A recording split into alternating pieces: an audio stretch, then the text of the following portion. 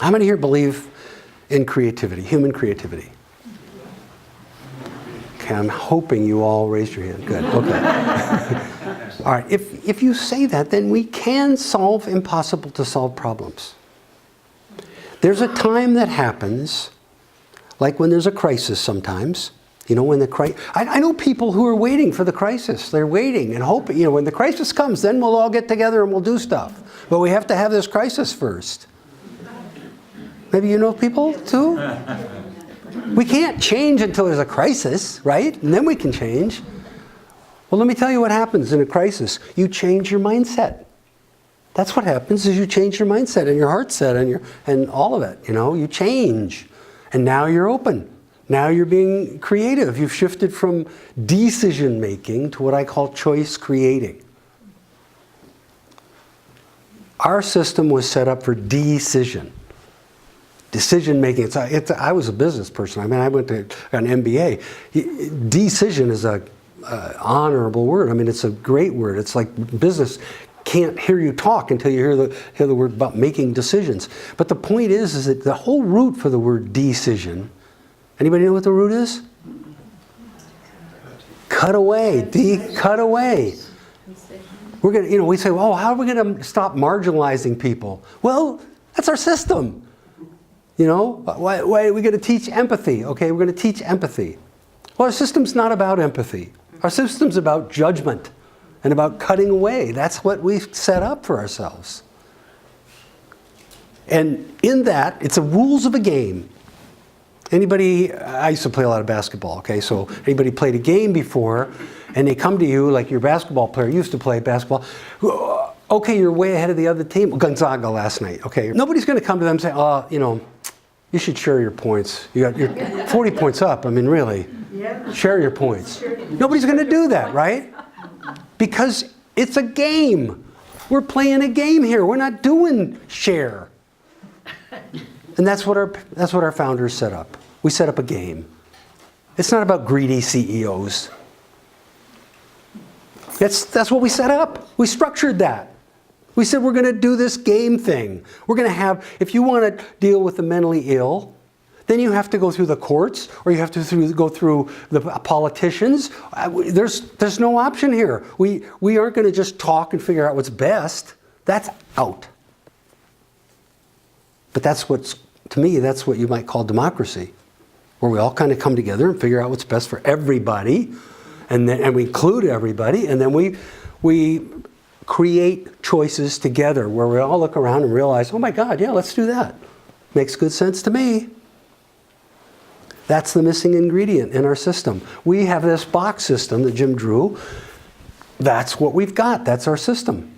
And it's all about this wrong kind of, not wrong, it's fine, we have to have it, but we're missing the other kind of thinking where you step back and we think holistically and we look at what's going on and what we really want, and we get in touch with our values, our feelings. See, I mean, our system, we try and divorce ourselves from our feelings. And we can leave the system exactly the same. We just need moments of stepping out of the system and taking a deep breath and including everybody and looking and thinking together in the spirit of choice creating. Like it could happen here in Spokane. Let's think about community police relations in the spirit of choice creating. And then step back into the system and notice that the things are different. Because we're thinking, we're conscious, we're becoming conscious. I'm starting to call this the to be project. Like we weren't to being before, but now we need to be. So we have these different levels of system, you see. We have me, we have a small group, we have my organization, the city, I don't know, there's a lot of these of course, state, nation, world. We sort of jumble these together and we think somehow if I transform myself, that's going to reflect the whole thing. And if I can have other people transform kind of like I have been able to, then that's going to affect everybody. And we're going to do education, or we're going to do enlightenment or awareness or lots of things. But we're thinking at the individual level. Not bad, it's good. Got to do it, but it's not enough. Not enough. If I give every cell of your body therapy, you have not been to therapy. You know what I mean? We're different. You and me are different than ourselves. And the components of a system are not the system. We live in a system. It's not enough to just work on the individuals, to build my empathy skills, and that's good. We got to do it. We got to teach that. We got to help people know that. But really what's happening is we're teaching the empathy in a system that's assuring we won't get that. It's assuring we won't get that. We'll get it here and there and wherever, but the overall is going to be poverty, riches, disaffected people, the outs, the ins, it's not going to be, we're going to be like the ultra rich giving art projects to the poor, so they can have an experience of ballet or something, it's like, no. You know what I'm saying? So there has to be something that works at this level, the state level, and the nation level. We need, and this is what I'm talking about, is a Global Wisdom Council project. And I said national, there's a national there, and a Global Wisdom Council project. And what that is a global, or let me just talk about the national since we're talking Trump right now, is right now we don't even have Walter Cronkite, we don't even have any sense of what the truth is. Can you believe it? That's what our system's set up. And we might pop lots of stuff in there. It's all preparation for decision making. Even what we call dialogue. Dialogue. Deliberation. Well, see, really dialogue does not include coming up with answers. As soon as somebody advocates in a dialogue, everything crashes. Doesn't work. I want to go home. So the point, I'm just saying, that dialogue, we want to use that word. We keep saying, oh, it's a wonderful word. It sounds great. We have a great conversation. I like it. I go to dialogue. I love it. But the reality is that doesn't come up with answers. Group answers. We don't have committee meetings out of that. There's no action. There's no action from dialogue. Deliberation. That's about judgment. It's about weighing options and judging. Discussion. The root for discussion is bang together. That's what that means, bang together. Okay? Negotiation, problem solving, even creative problem solving, which is largely brainstorming. What they mean is generate lots of options, and then judgment comes in. Defer judgment. So I'm just saying that all our words are weak here. They're not working for us. They're all rooted around decision making. What we need is a different kind of conversation. And this is all preparation so that we can eventually get these options and make that decision. And then, of course, everybody's resisting, or half the minority's resisting, and the majority never got what they really wanted anyway. And they're trying to defend it. And it's not a conversation that we can make headway in. The conversation we're questing after is where we're all accepting one another and we're seeking what's best for everybody and we're being creative in doing it. And if you want judgment, how many of you know that you can't have a creative conversation if judgment exists? Yeah. Can't happen. So we have a system structured for judgment which almost rules out, eliminates the possibility of choice creating, which is what we're after. I'm not wanting to say decision making is bad, okay? I'm not saying that. I'm saying, okay, go ahead and do 90% something of your thinking and normal decision making. It's just that this part is missing. It doesn't exist. This is what has to happen, and it has to happen at the systems level. It has to happen at the whole nation level. It has to happen at the whole state level. It has to happen at the whole city level. It can't just happen in the individual level.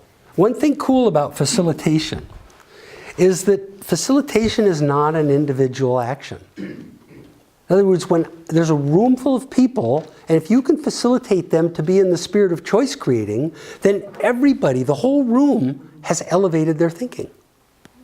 And if somebody comes in from the outside, we didn't have to train them first.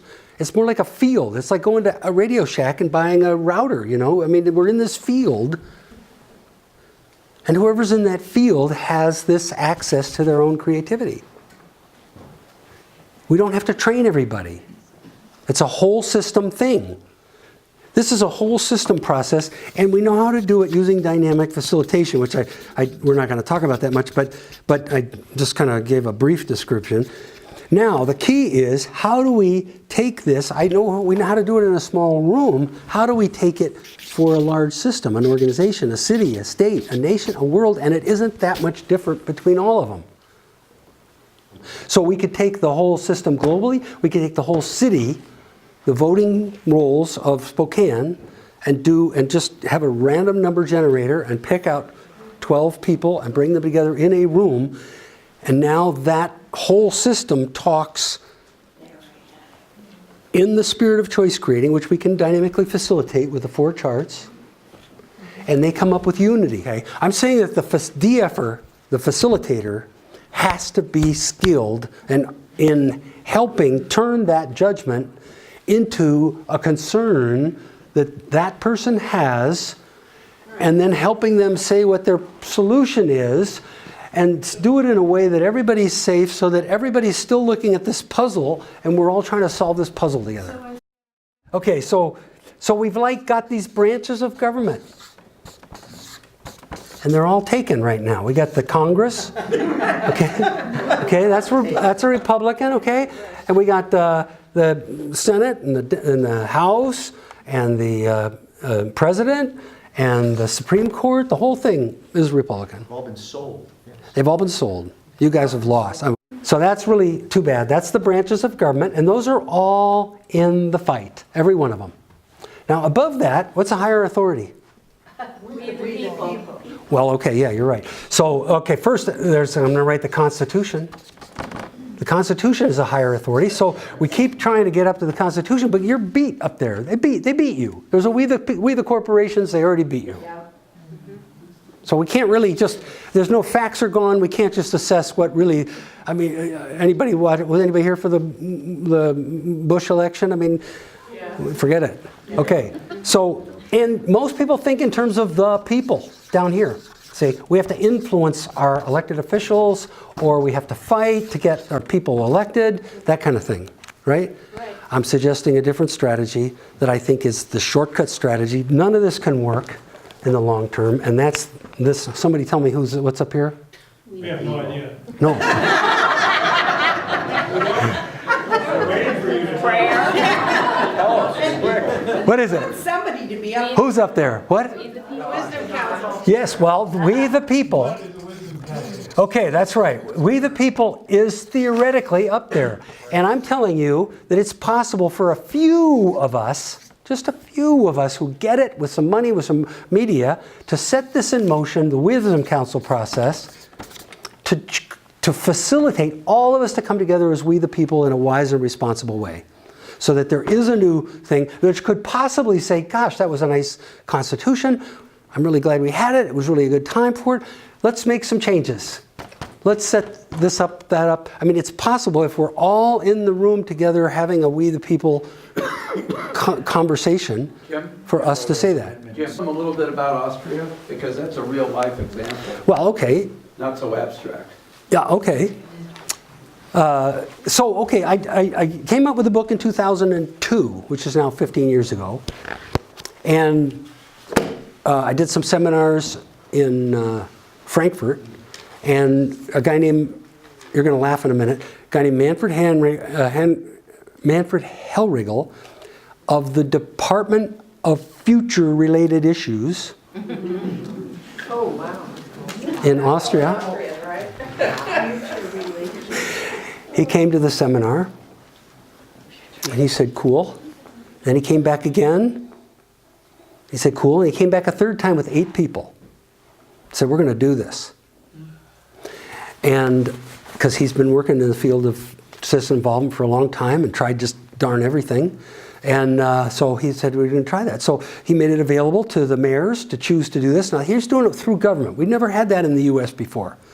And in fact, we might not have it here in Spokane, but we might be able to do it in another way. But anyway, so they used it in this community and that community, and Wolford and Homens and Brigands and yeah, lots of different places.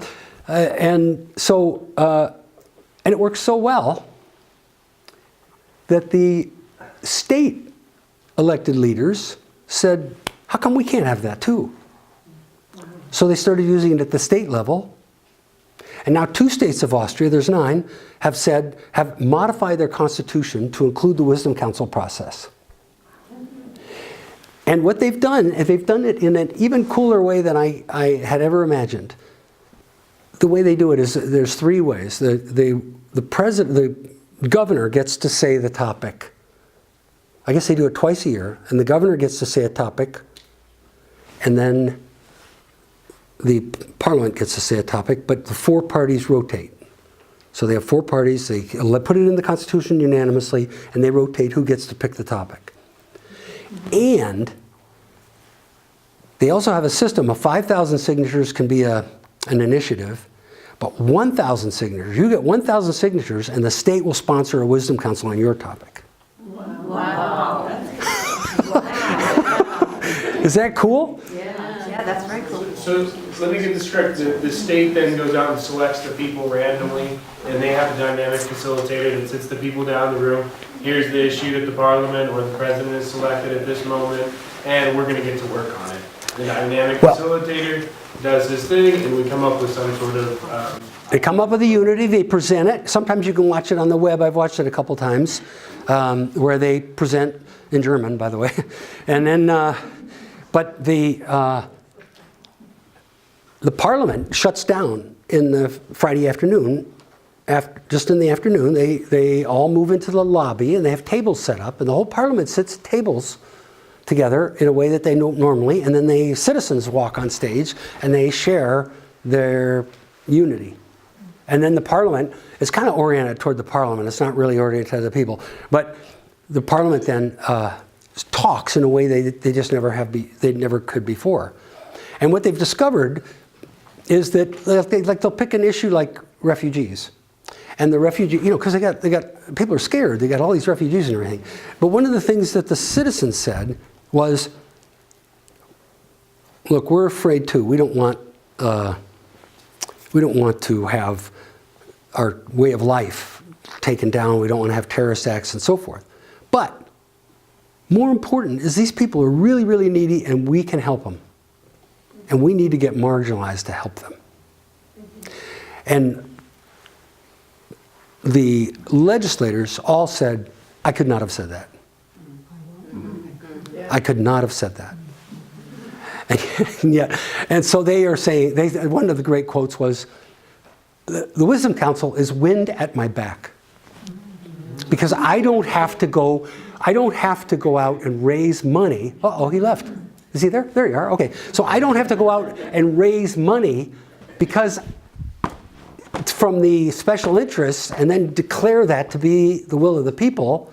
I now can serve the will of the people without having to manufacture it.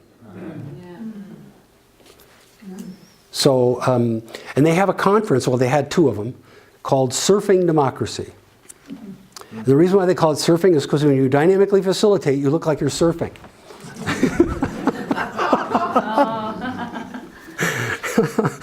Yeah. I'm still a little unclear what the tactic is where we make this kind of end run around a really entrenched system.